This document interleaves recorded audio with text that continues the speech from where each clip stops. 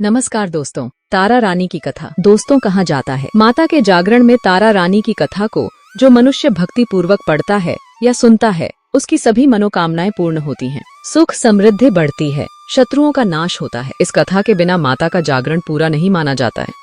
माँ भगवती को मानने वालों में से एक राजा स्पर्श भी थे। वह दिन रात उनकी पूजा अर्चना में लीन रहते थे। राजा को किसी चीज की कमी नहीं थी। धन दौलत राजपाट हर चीज से वह संपन्न थे। बस उन्हें कमी थी तो सिर्फ एक चीज की, और वह थी बच्चे की ख्वाहिश। सालों से बच्चा न होने के कारण राजा कुछ निराश रहा करते थे। एक दिन राजा की भक्ति से खुश होकर माँ भगवती ने राजा को सपने में दर्शन दिया और कहा कि मैं तुम्हारी भक्ति से प्रसन्न हूँ, और 2 बेटी होने का वरदान दिया। आशीर्वाद मिलने के कुछ समय बाद राजा के घर एक बेटी पैदा हुई। बेटी पैदा होने की खुशी में राजा ने सबको दावत दी और बेटी की कुंडली बनवाने के लिए विद्वान पंडितों को बुलवाया। पंडितों ने राजा की बेटी की कुंडली बनाई। सबने राजा से एक ही बात कही कि यह साक्षात देवी का रूप है।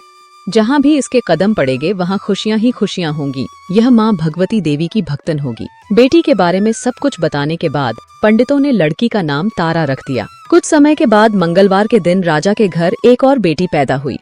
ज्योतिषों ने उसकी भी कुंडली बनाई और उदास हो गए। राजा ने जब उनसे उदासी का कारण पूछा तो ज्योतिषों ने बताया कि ये लड़की आपके जीवन में खूब कष्ट और दुख लेकर आएगी। राजा ने ज्योतिषों से पूछा कि आखिर मैंने ऐसे कौन से खराब कर्म किए थे कि इसने मेरे घर जन्म लिया है।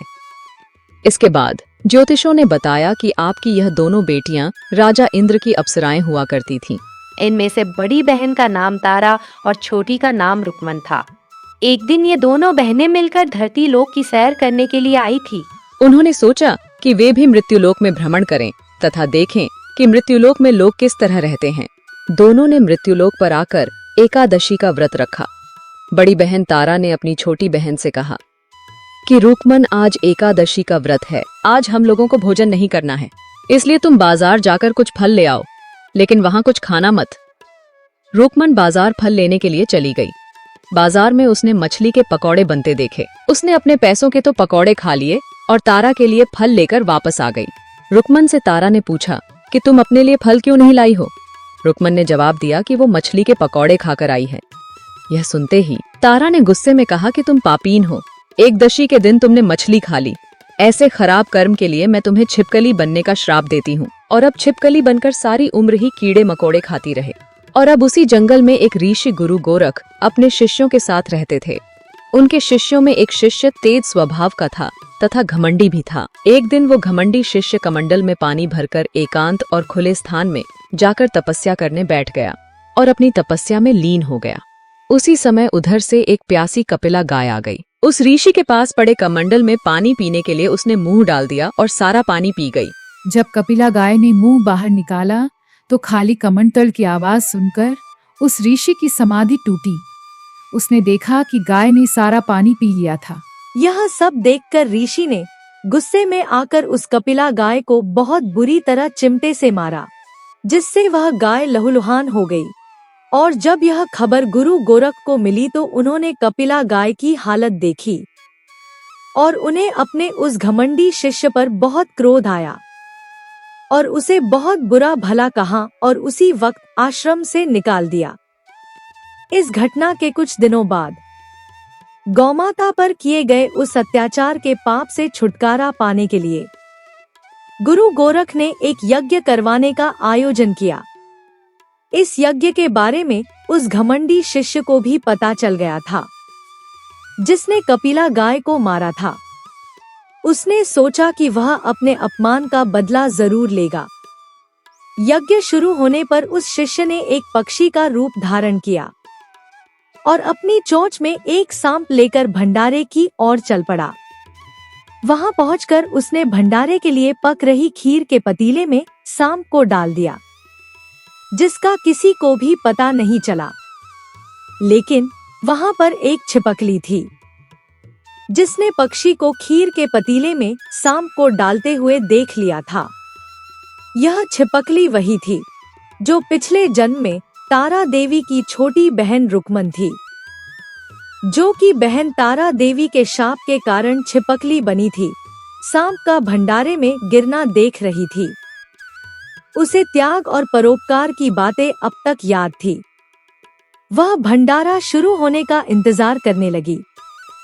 और तब तक घर की दीवार पर चिपक कर सही समय का इंतजार करने लगी।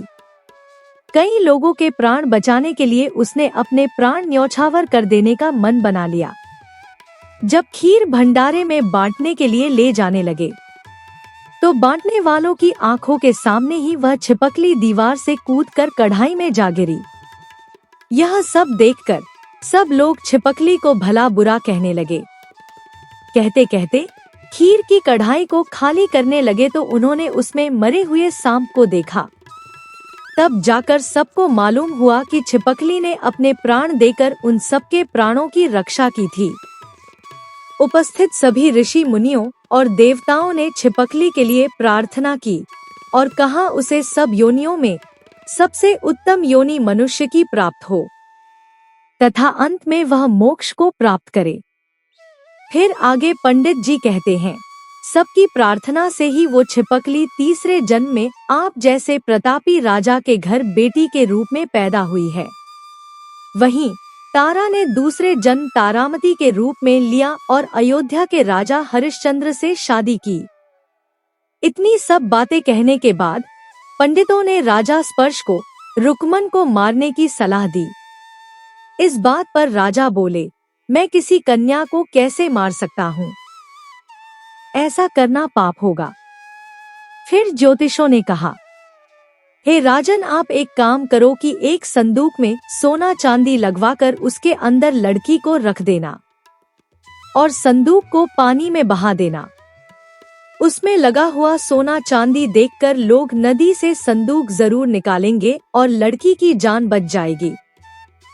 राजा ने ज्योतिषियों के कहे अनुसार ठीक वैसा ही किया। बहती नदी में सोने चांदी से जड़ा हुआ संदूक देखकर काशी के पास ही एक भंगी ने उसे बाहर निकाल लिया। उस भंगी के पास कोई बच्चा नहीं था, इसलिए उसने संदूक के अंदर मिली लड़की को पालने का फैसला किया। उस भंगी ने और उसकी पत्नी ने उसे खूब प्यार से पाला और उस कन्या का नाम रुक्को रख दिया। रुक्को जब बड़ी हो गई तो बड़ी होते ही दोनों ने रुक्को की शादी करवा दी। रुक्को की सासू माँ तारामती और राजा हरिश्चंद्र के महल में साफ सफाई करने का काम किया करती थी। कुछ दिनों के बाद रुक्को की सासू माँ बीमार हो गई। उनकी जगह रुक्को वहाँ काम करने लगी। तारामती ने उसे देखा और पुराने जन्म के पुण्य के कारण रुक्को को पहचान लिया और तारामती ने उसे कहा कि तुम मेरे पास आकर बैठ जाओ। रुक्को ने बोला कि मैं तो भंगिन हूँ, इसलिए आपके पास नहीं बैठ सकती रानी जी। तब तारामती ने उसे बताया कि तुम पूर्व जन्म में मेरी ही बहन थी। तुमने एकादशी के व्रत के दिन मछली खा ली थी और मैंने तुम्हें दंड देते हुए छिपकली बना दिया था। अब तुम्हें दोबारा मनुष्य जन्म मिला है, तो इस जन्म में माँ वैष्णो की पूजा करके पुण्य कमा लो। माँ की पूजा से तुम्हारी सारी इच्छाएं भी पूरी होंगी। तारामती की इस बात को सुनने के बाद रुक्को ने माँ वैष्णो से एक बेटे के लिए प्रार्थना करती है और कहती है कि अगर उसकी मनोकामना पूरी हुई तो वो अपने घर में माँ वैष्णो देवी की पूजा और जागरण करवाएगी। माँ वैष्णो देवी उसकी प्रार्थना सुन लेती है और उसे बेटा होता है। पुत्र की प्राप्ति के बाद रुक्को उसकी देखभाल और लाड दुलार में माँ वैष्णो देवी की पूजा करना भूल जाती है। ऐसा होते होते 5 साल बीत गए और फिर एक दिन उस बच्चे को चेचक यानी माता निकल आती है। बच्चे की ऐसी स्थिति देखकर परेशान रुक्को अपने पिछले जन्म की बहन तारामती के पास जाकर उन्हें इस समस्या के बारे में बताती है। तब तारामती ने पूछा कि तुमने माँ वैष्णो देवी की पूजा अर्चना में कोई गलती तो नहीं की है। फिर रुक्को को याद आता है कि उसने माँ वैष्णो देवी का जागरण कराने का प्रण लिया था। ये बात याद आते ही रुक्को को काफी पछतावा हुआ और मनी मन माता रानी से प्रार्थना की और कहा कि बच्चे के ठीक होते ही वो अपने घर में जागरण कराएगी। अगले ही दिन उसका बेटा पूरी तरह ठीक हो जाता है और रुक्को जल्दी से माता रानी के मंदिर जाकर पुजारियों को कहा कि मंगलवार के दिन घर में जागरण करवा दीजिए। रुक्को की बात सुनकर पंडित कहते हैं कि तुम यही 5 रुपए दे दो, तुम्हारे लिए हम मंदिर में ही जागरण करा देते हैं। रुक्को कहती है, मुझे पता है कि मैं चमारिन हूँ, लेकिन आप मेरे घर आकर ही जागरण करवा दीजिए। माता रानी किसी से भी भेदभाव नहीं करती है, तो आपको भी भेदभाव नहीं करना चाहिए। इस पर पंडितों ने विचार विमर्श करके कहा कि अगर रानी जी आपके जागरण में आती है तो हम तुम्हारे घर आकर जागरण करने के लिए तैयार हैं। पंडितों की बातें सुनकर रुक्को अपनी बहन रानी तारामती के पास जाती है और तारामती को सारी बात बताती है। रुक्को की बातें सुनकर तारामती जागरण में जाने के लिए तैयार हो जाती है। इसके बाद इस बात को बताने के लिए रुक्को दोबारा से पंडित जी के पास जाती है और जाकर पंडित जी से कहती है कि पंडित जी, रानी जी जागरण में आने के लिए तैयार हो गई है, अब आप लोग भी आ जाना। तब उनके बीच की बातों को वहां पर खड़ा सेन नामक नाई सुन लेता है। फिर वह राजा हरिश्चंद्र को जाकर सारी बातें बता देता है। यह बात सुनने के बाद राजा सोचने लगते हैं कि रानी को नीची जाति वालों के घर जागरण में नहीं जाना चाहिए। इसी वजह से वो अपनी उंगली काट लेते हैं, जिससे उन्हें नींद न आए और रानी जागरण में न जा सके। और जब जागरण का समय होने वाला होता है, तब भी राजा को जागते हुए देखकर रानी मन ही मन मां वैष्णो देवी से प्रार्थना करती है कि महाराज को नींद आ जाए ताकि मैं जागरण में जा सकूं। रानी की प्रार्थना के कुछ ही देर बाद राजा को नींद आ जाती है। फिर रानी तारामती रोशनदान में रस्सी बांधकर महल से नीचे उतर जाती है और रुक्को के घर चली जाती है। इसी जल्दबाजी में रास्ते में ही रानी का रेशमी रुमाल और एक पांव का कंगन गिर जाता है।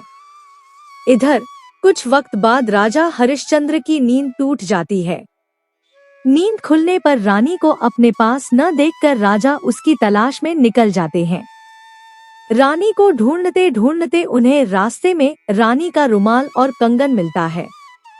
रानी की चीजों को अपने साथ लेकर राजा जागरण स्थल पहुंच जाते हैं और एक जगह चुपचाप बैठकर जागरण सुनने लगते हैं। माँ वैष्णो देवी के जयकारे के साथ जागरण खत्म होता है और सभी को प्रसाद दिया जाता है। तब रानी प्रसाद लेकर प्रसाद को झोली में डाल लेती है। रानी के ऐसा करने पर लोग उनसे पूछते हैं कि वो प्रसाद क्यों नहीं खा रही हैं। अगर आप प्रसाद का सेवन नहीं करती हैं, तो जागरण में आए लोग भी प्रसाद नहीं खाएंगे।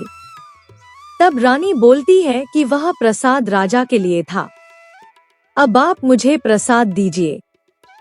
फिर अपने लिए प्रसाद लेकर रानी सबके सामने उसे खा लेती है। रानी के प्रसाद खाते ही जागरण में मौजूद सभी भक्तों ने भी प्रसाद खाया। उसके बाद रानी महल के लिए निकल जाती है। तभी अचानक से राजा महारानी के सामने आ जाते हैं। राजा उन्हें रोककर पूछते हैं कि तुमने नीच जाति के घर प्रसाद खाकर खुद को अपवित्र कर लिया है। तुमने मेरे लिए भी प्रसाद रखा है, अब तुम उससे मुझे भी अपवित्र करना चाहती हो। अब मैं तुम्हें अपने साथ महल नहीं लेकर जा सकता। यह बोलते हुए जब राजा रानी की झोली को देखता है, तब उन्हें प्रसाद की जगह गुलाब, चंपा जैसे अनेक फूल और कच्चा चावल व सुपारियां दिखाई देती हैं। इस चमत्कार को देखकर राजा हैरान हो जाते हैं। फिर राजा चुपचाप रानी को अपने साथ लेकर महल पहुंचते हैं। वहां रानी बिना पत्थर को घीसे, बिना चिंगारी के, बिना किसी आग जलाने वाली चीज के ही माता रानी के सामने दीपक जलाकर राजा हरिश्चंद्र को और हैरान कर देती है।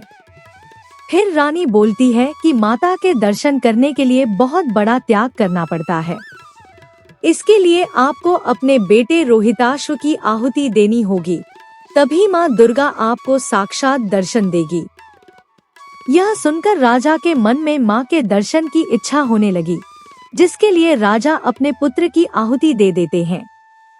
आहुति देने के बाद माँ दुर्गा शेर पर सवार होकर प्रकट हो जाती है। उन्हें देखकर राजा हरिश्चंद्र काफी खुश हो गए और माँ दुर्गा ने तुरंत राजा के बेटे को दोबारा जीवित कर दिया। इस चमत्कार को देखकर राजा हरिश्चंद्र बहुत खुश हुए। तब इसके पश्चात राजा ने माता रानी की पूरी विधि विधान से पूजा अर्चना करके उनसे अपनी गलतियों की माफी मांगी। माँ दुर्गा ने भी राजा को खुश रहने का आशीर्वाद दिया और अंतर्ध्यान हो गई। तब राजा ने तारा रानी से कहा कि मैं बहुत खुशकिस्मत वाला हूँ कि मुझे आप जैसी पत्नी मिली है।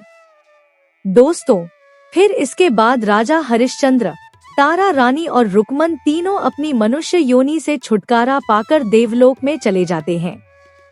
कहानी से सीख। तारा रानी व्रत कथा जीवन में श्रेष्ठ कर्म करने की सीख देती है। बुरे कर्मों के फल इंसान को भोगने ही पड़ते हैं। दोस्तों, प्रेम से बोलो जय माता की। तो दोस्तों, आपको ये मजेदार कहानी कैसी लगी हमें कमेंट करके जरूर बताएं। वीडियो को लाइक शेयर सब्सक्राइब करके बेल आइकन जरूर ऑन कर लीजिए, जिससे नई वीडियो की नोटिफिकेशन आपको मिल सके।